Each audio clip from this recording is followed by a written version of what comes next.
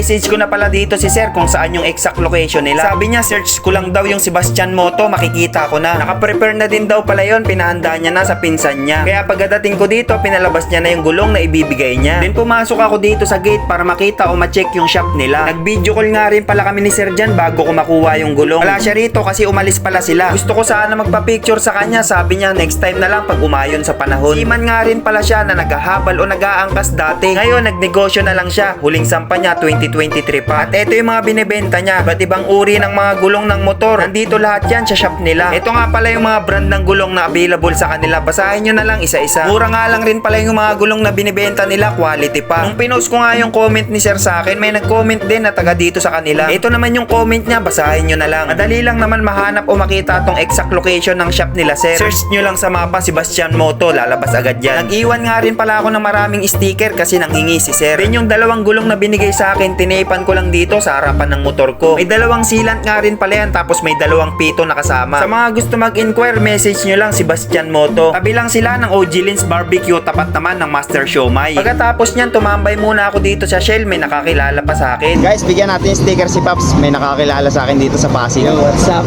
Yo.